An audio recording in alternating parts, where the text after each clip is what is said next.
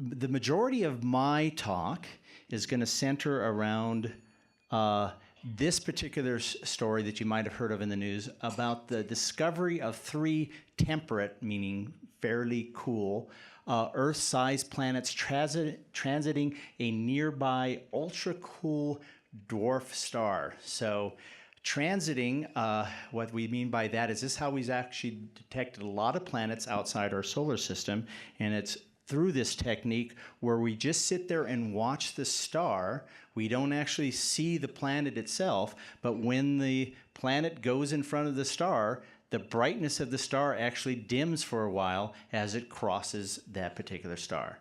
So the dip in brightness is an indication of how big the planet actually is. How many people heard about the transit of Mercury that happened this last month? Okay, so anyway, you wouldn't have saw this, but this is like a time lapse, and I'm going to show you a little movie from the Solar Dynamic Observatory that is in space looking at the sun that took lots of imagery of the sun in different wavelengths, we call it, different colors of light. And I'll just show you that here.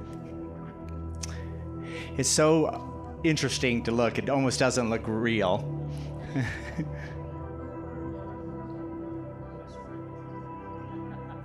Most of these images are out in the ultraviolet part of the spectrum where we don't actually see, and so you can see that there's activity and such as well.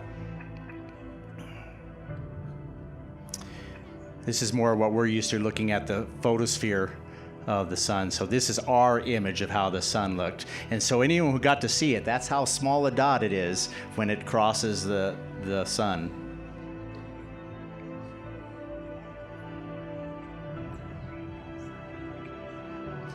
Now I want you to think about the story that I'm going to do about transiting. That little dot would not change the brightness much of the sun if you were trying to measure that, particularly in like these higher energy wavelengths. This might be X-ray or higher ultraviolet. And these are real images of our sun.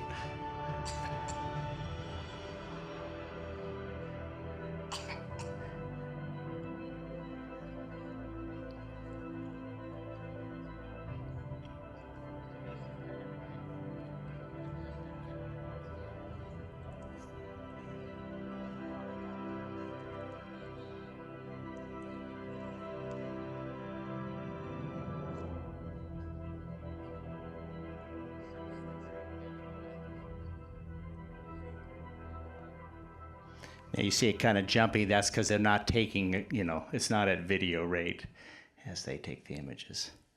Wasn't that cool?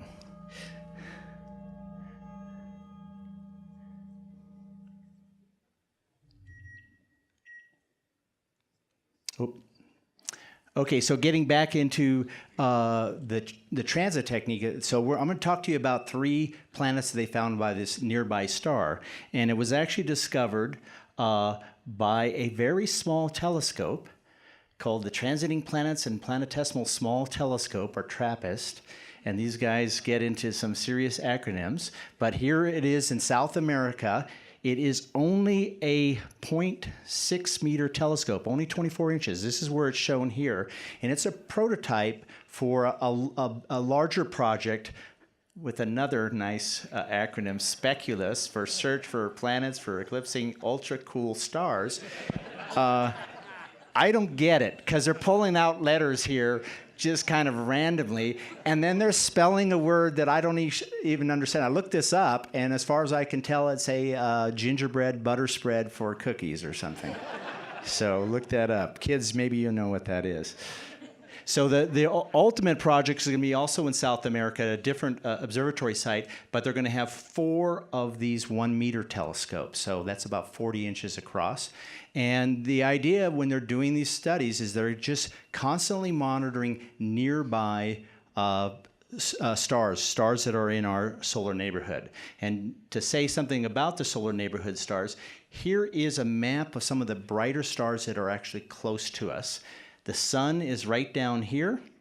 The closest star to us is actually Alpha Centauri. Well, it's actually Proxima Centauri. This is a triple system here, but This star here is about 4 light years away, meaning light takes 4 years to travel to us here, in comparison to the sun's light takes only 8 minutes to get to us here in Earth. So just tell you how vast a distance that is. So we're looking at something that's on the order of 50 light years in extent. And these are the brighter objects that are in that. So there's a big push to study these nearby stars, and I will tell you why, but one of the groups is this RECONS, another acronym, but at least it makes sense, your Research Consortium on Nearby Stars.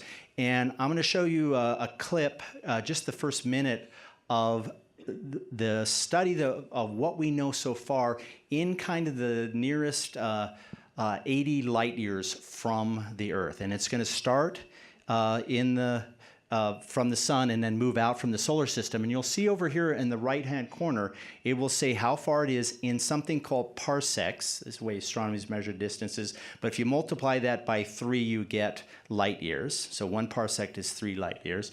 And it will tell you how many systems are in that particular radius as it actually moves out. So we start with our solar system here.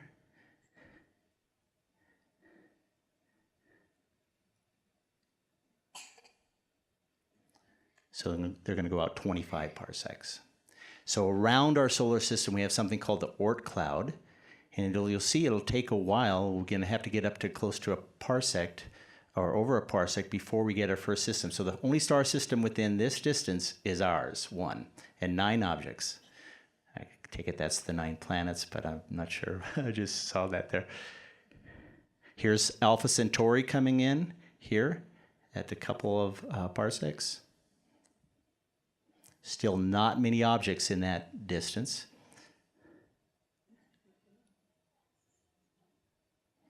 And the colors are indicating what kind of stars they are. So the redder ones are indeed redder stars, and we're going to talk about that later. And so there's a big push first to try to do the inner 10 parsecs, and then we ultimately want to get out to the 25 parsecs. And these are just showing the objects that we know that's in that volume of space. And so this is the volume of space that we really want to probe for other planets that are around some of these other stars. These are the ones we have hope for finding life on. The other ones are too far with the technologies that we won't have for quite a long time. So there's the stars that we know, and so part of this recon effort is to find more of these objects and really have a thorough volumetric, we call search of this particular area. Now, one of the reasons that close stars are good to observe is not only are they bright, but we have a really good mechanism of figuring out the distance to them. And when you know the distance, you really know the parameters for the star. And we use a technique called parallax.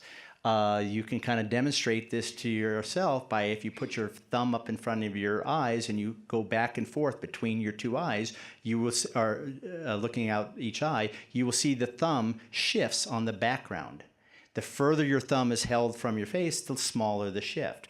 Well, we do the same thing in looking at nearby stars, and instead of shifting from one eye to the next or one telescope to the next, what we do is we observe with a telescope when the Earth is on one side of the sun and when it is on the other side of the sun. And for objects that are close, we get very accurate measurements of that distance. So the object that was discovered with this a TRAPPIST telescope, and it's been surveying, I believe, 60 stars, and it has to survey them fairly quickly. Has been fairly well characterized, and I'm going to just show you some numbers of what we've discovered about that one. One, it's very faint. This is what this magnitude thing is, but it's about 150,000 times fainter than what a star that you could see with the naked eye on the sky. So it's pretty faint in that regard. The distance is 12.1 parsecs, again, multiplied by 3, so it's about 40 light years away. Its luminosity, no matter how much energy it's putting out, is 0.0005 or 1/2000th the luminosity of our own sun. So it is a very, very weak star.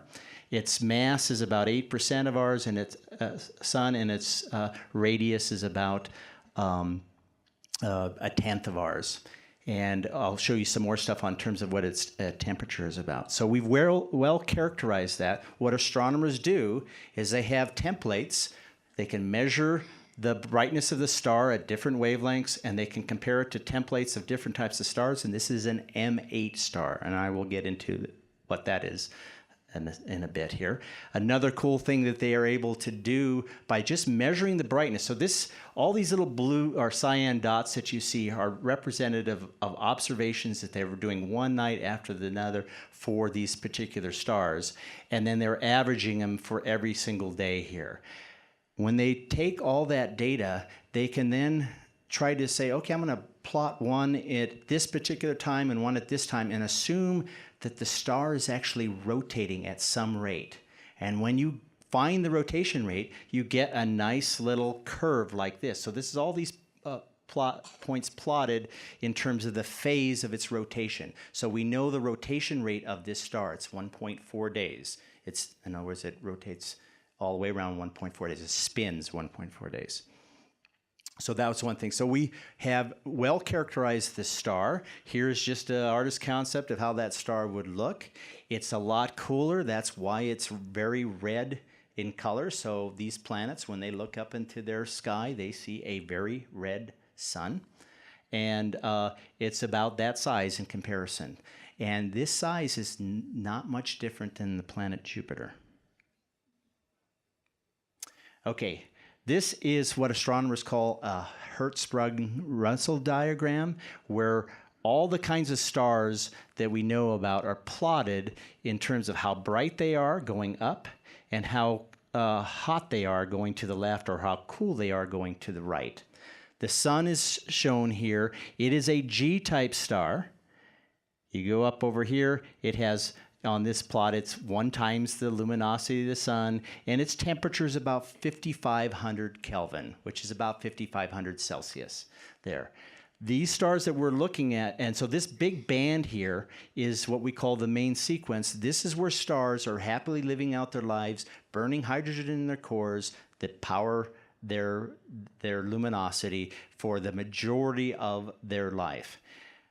As you get to lower mass stars over here, these red dwarfs, these are the ones that we're going to talk about, you'll see that they're much more frequent, but they're also, as I just showed you, they're a lot smaller, and they are a lot fainter. But this is where many of the stars, the sizes and brightness of the stars are. And in fact, the star that we're going to look at, it represents about 1/6 of the stars that are in that solar neighborhood that I was showing you. And we haven't detected them all yet. But we want to now, especially after this discovery. This is just another plot here, and I'm going to relate this to a story that I read about that they announced a couple years ago, because this star is very interesting, and it's an ultra-cool red star. This is the brightness of the star. Again, here's the temperature getting cooler. It's the same kind of thing, but it's now looking at a smaller portion there. And so this is more about looking at stars when they get too low of mass. They no longer have enough mass to burn hydrogen in the core. They are no longer a star, and they become something called a brown dwarf. So this study revealed something very interesting, and that is where you could take that data and you can say, here's the size of the star as a function of the temperature and everything. So this is that same set of stars. It gets down to some minimum size here, and then all of a sudden, at this point, it can no longer burn hydrogen in the core, and the next smaller objects, believe it or not, are actually a little bit bigger and are cooler objects here. And these are the brown dwarfs. And so after that, this study here, they found this little dip was in here. They found a star, this is a couple years ago, that was right here at this minimum brightness. They call it the faintest star in the whole universe. Okay, so it's in our solar neighborhood. Was also about 40 light years away, but it's a big claim, but it is somewhat true, because stars can't be any lower mass than that. And so the one that I want to talk about that we had, the transiting planets, it's right here in this diagram. Remember, it was about 0.11 mass here and about 2,500 degrees Kelvin here. So Our sun is way off over here. It's 5,500 Kelvin. Okay. Here's just a picture. When we look at these ultra cool dwarfs, you'll see, and in fact, the one that we'll study has this long name, this 2-mass, because it was discovered in the 2-mass survey. Here's a visible image. Can anyone see that little dot right there? That is the star, but the 2-mass looks in the infrared part of the spectrum, so these are very red stars. You can see it quite prevalent in here. So the surveys that they're looking through, trying to find all the nearby ultra cool dwarfs. So they lay out in terms of the size and stuff. I said that, this low mass star here is not much bigger than Jupiter. This is somewhat deceiving in the sense that brown dwarfs can actually be bigger than these low mass stars, as I showed you in that earlier plot there. And here's how big Earth is relative to those. Now let's get back onto the transiting thing. So what's really cool about looking at these particular objects is the star is really small. These are Earth-sized planets that we discovered around them, but the Earth-sized planet is actually appreciably large compared to the star, like I showed in the one before here. Earth is, a decent size when compared to here. It's not such a decent size compared to a sun-like star. So when it transits, it will actually provide a larger signal in the transit because it creates a bigger blockage and a bigger dimming. So that was an important thing on the transit. So they were able to do a really good measure of the transits of these stars. Here is their data. They actually had some other follow-on telescopes here, but this is all data that's been added up. But there's the dip in brightness that they saw for one of the planets is TRAPPIST 1b, then another one is 1c, and then the other one is 1d. They don't have as good a data on that one yet, and in fact, they don't totally have it defined, as we'll see. The data is not quite as good as that. This is the real data that shows all the transits. Those little cyan things are actually the dots of the data, so it's really quite noisy, and you have to average all the data to actually see the signal. I find it remarkable that they can do this with such a small telescope. And the other thing that they have to look for is you might think, well, these small red dwarf type stars, they're often very active. They're putting off flares and things like that. And so can that be misinterpreted as potentially a transit? Here is some flaring activity that they had shown with those, and you can see that it flares up and then it goes down, flares up and goes down. That's what's happening in this data here. It's a totally different signature than a planet transiting the star. So that is not a complication to the data. So I got another chart here. It was just easier to put this, but this is very interesting. So this is all what we know about these planets right now. So the orbital period is how long it takes the planet to go around the sun, the star. The closest one takes only 1.5 days to get off. Their year is 1.5 days long, okay? This one is 2.4 days, and this one has a variety of days it could be. You can see, because they have not pinned down that. They haven't got enough transits of that one to know specifically. In fact, they don't even know if it is, they've got 2 transits. They don't know if it's really the same planet transiting, but all indications indicate that it is. What are some other interesting things? Most of these other things you don't have to worry about. The one that I'll show you in graphs here that's of fairly importance is, here's the radius. So this is radius in terms of the Earth's radius. So you can see they're all close to 1. So by the dip in the brightness, you can tell how big the object is. So they're all about the same size as the Earth, only about 10% larger than that. And then the other thing was how bright, so it's called the irradiation and stuff. So where they are in their orbit, how much energy are they receiving compared to that the Earth receives? This one that's closest in receives about 4 times more energy. This one is about 2 times, and this one may be up to 1 time, but it's probably a lot fainter. So these ones are a little bit too hot, and these ones are going to be a little bit too cool, at least if you're going to compare them to life here on Earth. And here just shows where these objects lie. Here's again temperature. of the where we think the temperature, what the temperature of the planet will actually be at, based on where it is around its star, and the kind of star it is. So here is sun-like stars, are these yellow ones. Here are all the red dwarfs. Here are the brown, and here are the brown dwarfs down here. You can see that these planets here, which are a little hotter than Earth here, are there's no other objects that we know there. They're right on that border of being a brown dwarf there, and all the other objects that we know of are actually up in here. But these are the first planets ever discovered around this kind of star, and I'll tell you the significance of that. So one of the significances is they have a large signal, and so this one's actually probably not adding too much, but this is just showing the temperature of them again compared to the Earth is at this radius, and it's at or that size. Here's Venus is a little bit smaller than the Earth. These ones are a little bit bigger. These big circles are not orbits. They're just saying how well they're the kind of what we call the error bars. We think that the planet is about that temperature and about that size to our best guess. So what is so important about these ones is a technique that we have already employed right now to actually look at the atmospheres of these exoplanets. When a transit occurs, when it comes in front of the star, which is what we see in terms of the brightness dip, if that planet has an atmosphere, the light from the background star goes through that atmosphere, and we can actually measure some of the constituents in that atmosphere.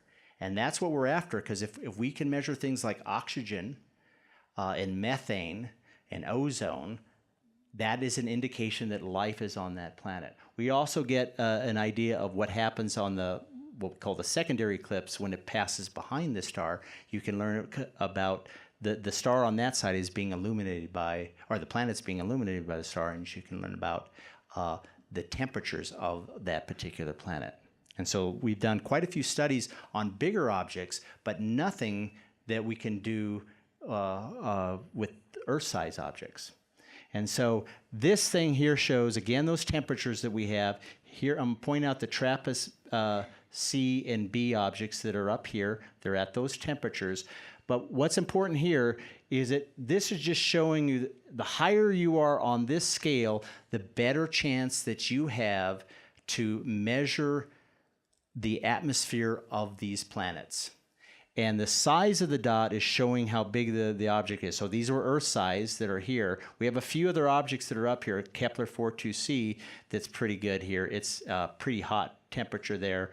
And this one here, but it's a bigger object. It's a super Earth that is on here. But you can see that right now, these two objects, B and C, are the best objects that we know of right now in our universe, I guess, at the moment, that to measure the composition of their atmosphere, and therefore to get to see if potentially life is around these ones. But the promise is that these kind of stars, now that we know they have planets, and we thought they might have actually planets, they represent 1/6 the amount of stars that are in our solar neighborhood. So we're going to have a lot more of these kind of objects once we find them to actually to study. And now these little telescopes aren't going to study them. At this point, one now needs to go in and study these objects with the big boys, the big telescopes and such. And so they're going to be very interesting objects to study. First of all, they're planets that are very close in, obviously. We don't know quite how an object that big could have formed. The theories of planet formation suggest that these objects are rocky in nature. They're not gaseous like Jupiter. So, but their composition we won't know until we get to larger telescopes that are on them.